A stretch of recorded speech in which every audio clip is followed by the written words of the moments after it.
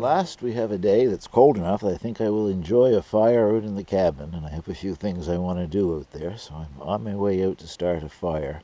We've had 3 days in a row of heavy frost in the morning, and this morning was the coldest. It was -1 here this morning, and it's noon now, and it's warmed up to 2 degrees, but still very cold. Very hard to find paper bags in this part of the world. Used to be that your groceries was given to you in a paper bag, and I have been looking for a source and found these in a grocery store. I guess they're meant to put your compost in, I guess, your like vegetable compost or whatever, before you put it in your composter or compost pile or whatever. And they weren't too expensive. It was $3 or $4 or something like that for, I think, something like 15 of them.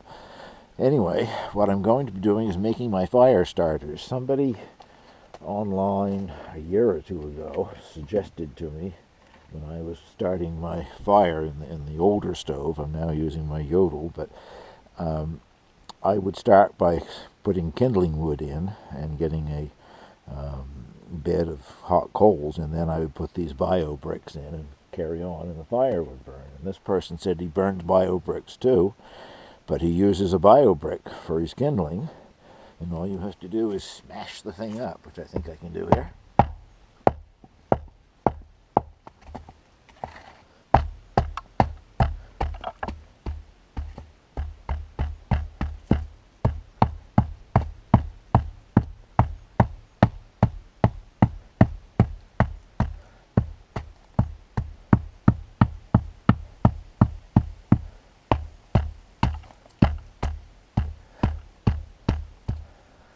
Sort of scattering some of it here, there, and everywhere, but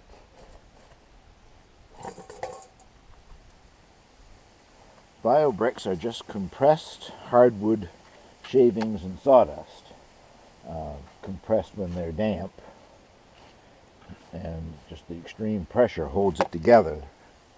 There isn't any glue or binding or anything in there to hold it together. And a little thumping on it, and you end up with kindling. I'm going to just make one today, but I plan to prepare a lot of these. Whatever, I've got bags left here, 14, 15 bags or something left, and just have them in the cabin for fire starters.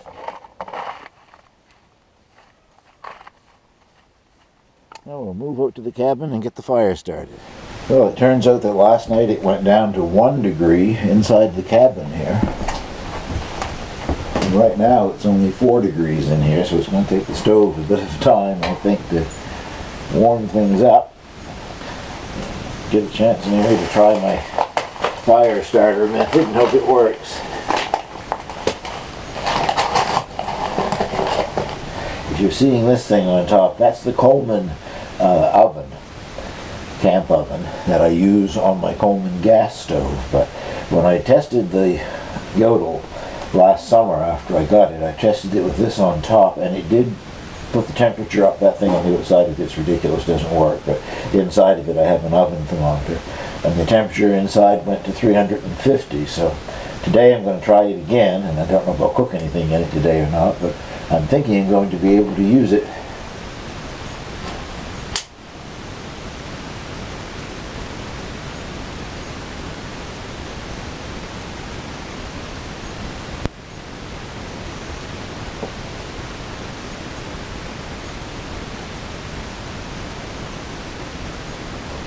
Just thinking, wouldn't it be funny if I bought bags that are somehow treated so they won't burn?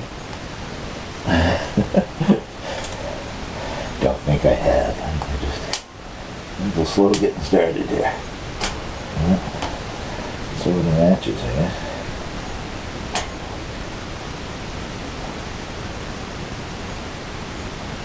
Yeah, it's going down.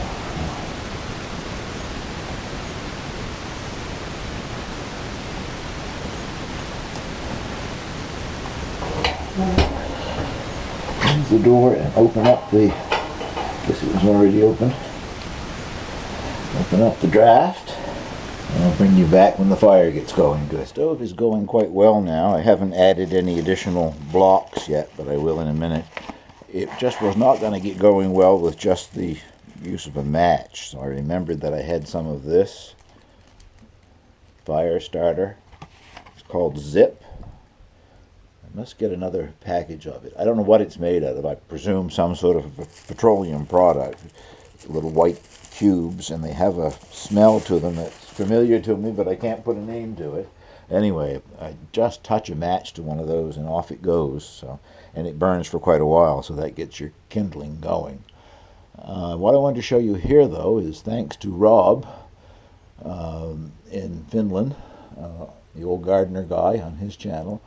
He's recently bought a nice new stove that I wish I could have got one here. I paid a lot of money for the Yodel. I'm very happy with it, but the stove that he got really intrigues me, and it was not much money. Anyway, this goes on your smokestack, your stovepipe, magnetically. And it's called a blue spot thermometer. I'm sure you can't read it because I can barely read it, but in this dark range down here on this end, when the pipe is the coolest, it says above it creosote. So creosote will build up in your chimney and your pipe down in that temperature range. The white range is the best operating range, and then over here it's unsafe. It's too hot. So it's a good thing to have. The chimney is just starting to warm up. It is at about, I don't know, I guess about 80 degrees, 90 degrees Celsius. So it will be interesting to watch that, and I'll be able to learn from it as to how to adjust the draft to keep it in the optimum range. Well, it seems to be a reasonable bed of coals building up in there now, so I'll add another brick, but I'll leave the draft open for a while. Open it slowly so the smoke doesn't come out the room, hopefully.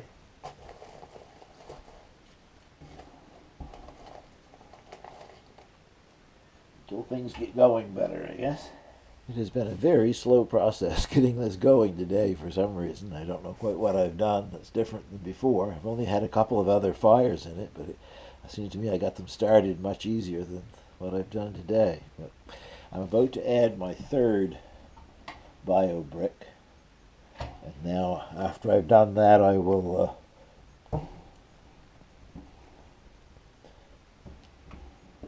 I'll shut the draft down a bit, getting it burning a little more efficiently, putting out a little more heat here. It takes quite a while, no matter which stove I use in here, to heat the cabin up. The main reason for that is all the initial heat goes up into the loft, up where the onions and shallots and garlic are still drying, and the cabin down below doesn't heat up until that space up there is full of nice warm air.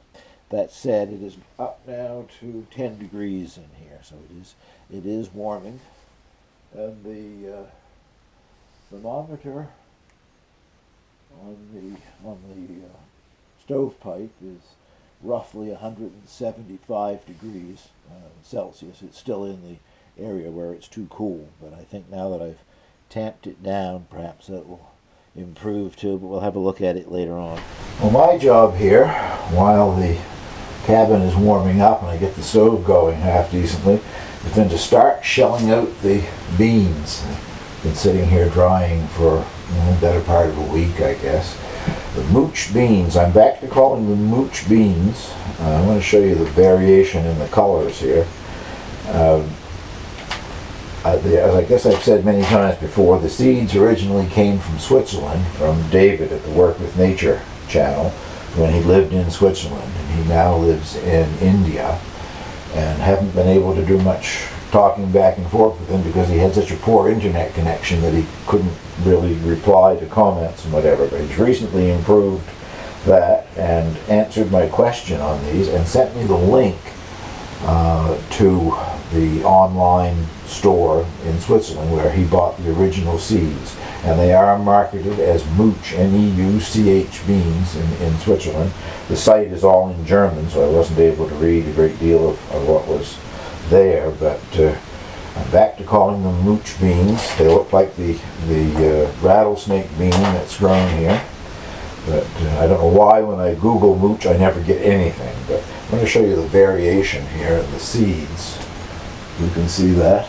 There's one that's completely white. I've had a number of those. And then there's the speckled one, which is the most common. And every once in a while when I open up a pod, they're dark purple, so dark purple that they're almost black. I don't recall that there was that much variation when I planted them originally this spring, but anyway.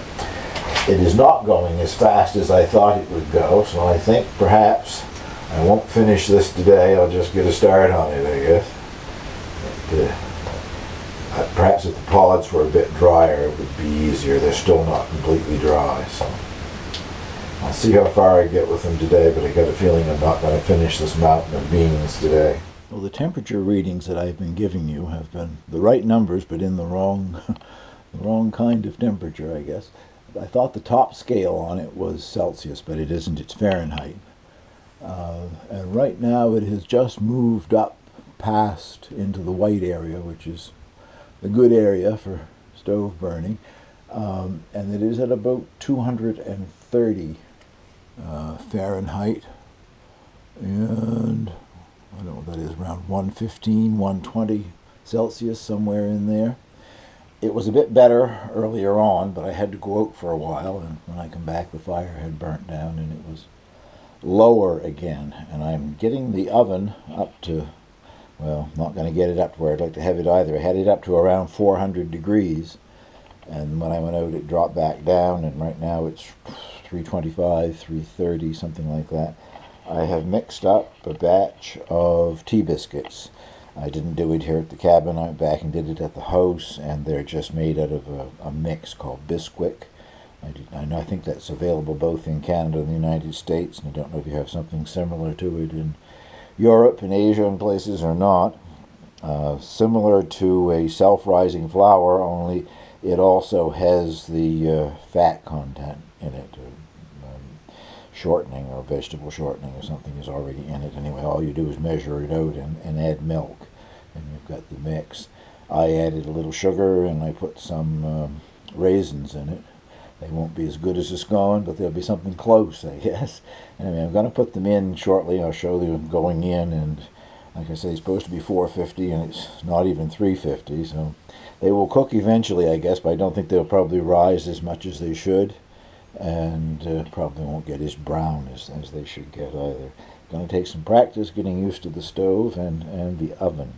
But I've been sitting here enjoying the warmth, and I think I've got, probably more than a third of the beans shelled. So in go the tea biscuits, whether the oven's ready or not, I guess. And it is reading, I don't know, 320 or so, I think.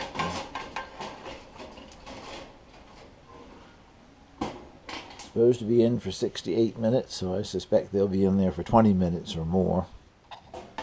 I'm not so sure that they're completely cooked. They've been in for about 40 minutes. They did rise somewhat. They didn't brown at all. So as I said, they're supposed to have been in there at 450, and they've been at 325, 330 at the most. However, I think once they cool down, I'll find myself able to eat them. I don't think I've mentioned previously in this video, but this is election day in Canada, federal election day when I'm filming this.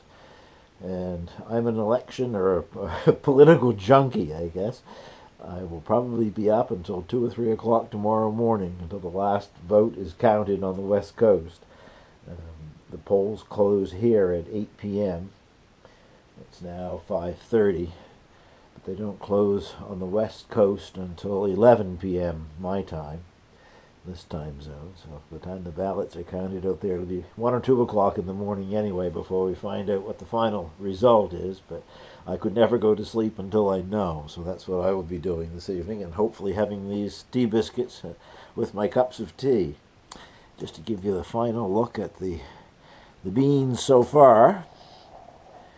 It's a tedious job, kind of boring, but I sat here and got, that's probably getting close to half now. I've done a few more since the last time I mentioned that, so another afternoon out here and I'll get it finished. I just wanted to say that the solar system is still working very well. I've had both lights on in here all afternoon, even though it wasn't needed. It's a bright sunny day, but I just wanted to see what the battery would do. And it's right now reading 12.3 volts, and that's the lowest that it's gone. So that is still charging quite nicely. At one point today when the sun was on it, it was 14.5 volts on the display over there. So far so good, but I'm wondering what's going to happen, a month either side of the winter solstice when the sun is low on the horizon. Won't get much direct sunlight on the panels out here, if any. So hopefully it'll still produce enough that I'll be able to run at least one light in here. Well, that concludes this little video of the first day enjoying a nice wood fire in the cabin. Thank you for watching.